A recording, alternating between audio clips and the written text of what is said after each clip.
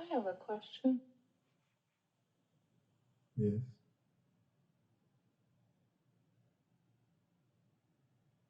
If we've been through trauma and somebody treated us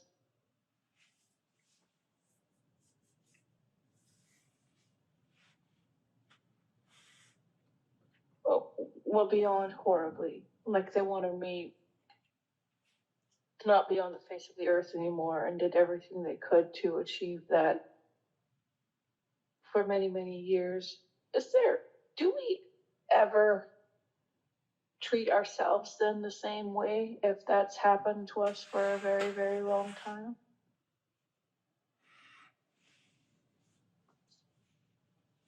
Yes, we have a tendency to learn from the people that we grew up with. That it applies to everything.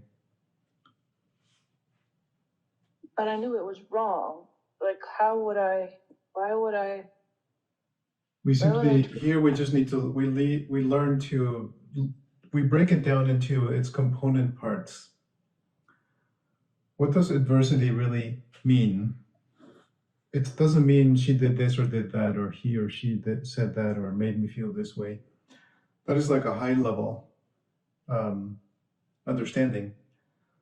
But there's a lot of evidence that such a high level understanding of things does not help to do the sometimes just damage to our nervous system. The reason being because when it is like at that high level understanding,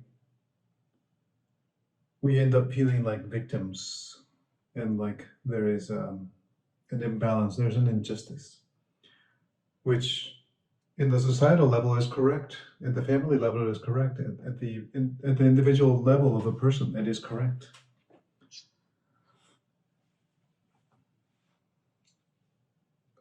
But that is not healing. Healing means to become whole again. For that, we need to break it down into the constituent elements that create that sense of, first of all, of me. What is me made of? What does me do? What does it feel? What does it think? And to begin to separate from this sense of self that has been fabricated. It's not to transcend it, it is to transform it. And the main objective of this is to show us that not under, but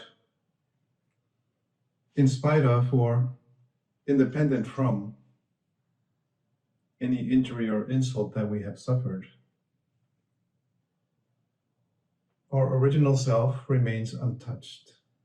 It has never been hurt, it has never been injured, it has never been offended, it has never been victimized. But we can't just say, oh yes, my essential self, oh yeah, just need to be like that. No, that is not it. That's not how it works either. These high level understandings are only conceptually sufficient to perhaps become attractive to some of us, and then we begin to become interested and study it at that level. And that is better because then we have a place of entry into recovery, into healing. But all of that eventually must be broken down, disassembled into the constituent parts. Here we use the language of the nervous system. And as far as I understand, that is the most fundamental and basic level that we can all understand. We can see that we're all the same. We have the same problems, the same memories, the same issues, the same misunderstandings. All are absolutely the same. The same tendencies to feel safe and to want to protect from danger.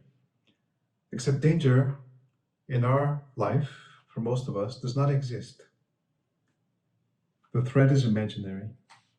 It is being projected from a living nightmare or dream, depending on our circumstance, that is generated by our nervous system in its attempts to exit the dream. There's this nightmare that, let me show you it again and again and again until you finally get out of it.